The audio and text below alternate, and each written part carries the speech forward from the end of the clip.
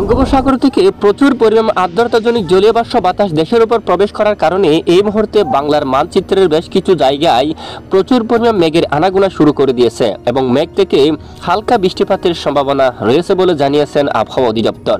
আগামী 24 থেকে 48 ঘন্টায় বাংলার বেশ কিছু এলাকায় প্রচণ্ড মেঘলা আকাশ সঙ্গে হতে পারে বিক্ষিপ্ত আকারে ঝড় বৃষ্টি। কোন কোন জেলাগুলোর উপর বৃষ্টিপাতের সম্ভাবনা রয়েছে জানতে হলে আমাদের ভিডিওটি একেবারে না টেনে শেষ পর্যন্ত দেখবেন। ভালো লাগলে লাইক করবেন। সবার আগে গুরুত্বপূর্ণ আবহাওয়ার লেটেস্ট আপডেট পেতে চ্যানেলটি সাবস্ক্রাইব করে পাশের বেল বাটনে ক্লিক করে রাখবেন। আর ভিডিওটি আপনি কোন জেলা থেকে সরাসরি লাইভ দেখছেন আর আপনার গ্রামের আবহাওয়ার পরিস্থিতি কেমন অবশ্যই কমেন্ট করে জানিয়ে দিন। প্রিয় দর্শক বন্ধুরা, আজ শুক্রবার 31শে জানুয়ারি ভোর সকাল থেকে দেশের বেশ কিছু এলাকায় শুরু হলো প্রচণ্ড আকারে মেঘের আনাগোনা। তবে দক্ষিণ অঞ্চলে বিশেষ করে চট্টগ্রাম বিভাগের দক্ষিণে কক্সবাজারের উপর হালকা ধোঁয়াশা রয়েছে, এখনও মেঘের ঘনত্ব প্রবেশ করেনি।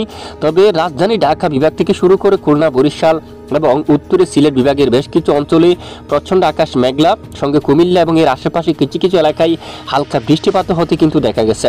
ইতিমধ্যে আমরা লাইভ থেকে সরাসরি দেখতে পাচ্ছি আজ বেশ কিছু এলাকায় প্রচণ্ড আকারে মেঘের আনাগোনা থাকতে পারে, বিশেষ করে বরিশাল থেকে শুরু করে পিরোজপুর, মঠবাড়িয়া।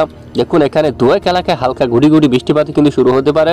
বোরহানুদ্দিন, লালমোহন, বোলা, রায়পুরি যে এখানে আকাশ মেঘলা থাকবে এবং এদিকে দেখুন মাদারীপুর, গুরুনাদি, টুঙ্গিপাড়া, গোপীনাথপুর, নড়াইল এবং এখানে অভয়নগর, যশোর, এদিকে দেখুন মকসুদপুর সহ ফরিদপুর এবং এদিকে ঢাকা সহ মুন্সিগঞ্জ, হোমনা এবং এদিকে নরসিংদী, ব্রাহ্মণবাড়িয়া, আগরতলা এখানে আকাশ মেঘলা থাকবে এবং এদিকে মাদাম এবং উত্তরে বিশনবাপুর, বাগমারা, সিলেট, মৌলভীবাজার এখানে দেখুন বড়লেখা, কোলাউড়া, যেখানে দেখুন খামালগঞ্জ এবং ধর্মনগর সহ কুমারঘাট এবং ত্রিপুরার সকল জেলার উপর আকাশ কিন্তু মেঘাচ্ছন্ন হতে পারে এবং এটি ধীরে ধীরে পরবর্তীতে মেঘ কেটে গিয়ে আবারও ধীরে ধীরে কিন্তু আকাশ কিছুটা পরিষ্কার হতে পারে এবং আগামীকাল শনিবার 1 ফেব্রুয়ারি নাগাদ আবারও দেশে একেবারে ভোর সকাল থেকে আবারও বেশ কিছু অঞ্চল জুড়ে প্রচণ্ড করে আকাশ আবারও মেঘাচ্ছন্ন হতে পারে।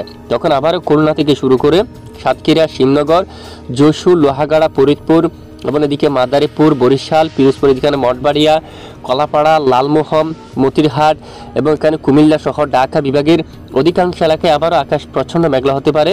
একেবারে ঘন আকাশে একেবারে আকাশে ঘন মেঘে কিন্তু ঢেকে যেতে পারে, আকাশ কিন্তু ঢেকে যেতে পারে ঘন মেঘে এবং এখানে মৌলভীবাজার সহ সিলেট বিভাগের অনেক এলাকায় আবারও প্রচণ্ড আকারে আকাশ মেঘলা হতে পারে, যা ধীরে ধীরে আবারও মেঘের আনাগোনা নিয়ে একেবারে বেলা বাড়ার সঙ্গে সঙ্গে বিকেল নাগাদ মেঘ কেটে গিয়ে কিছুটা পরিষ্কার আকাশ কিন্তু দেখা যেতে পারে।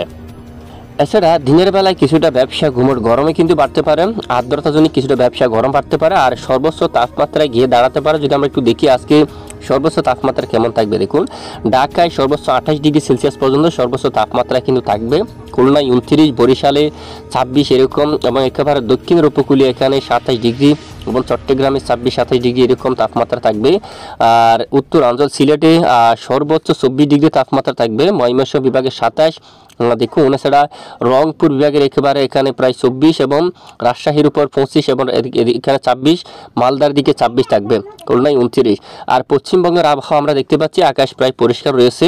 যদি একটু আমরা স্যাটেলাইট ইমেজটিকে একটু দেখি, দেখুন পশ্চিমবঙ্গের এখানে বেশিরভাগ এলাকায় আংশিক মেঘলা নিয়ে আকাশ পরিষ্কার, তবে কলকাতা সহ খড়গপুরের এদিকে কিছুটা মেঘের আনাগোনা কিন্তু রয়েছে।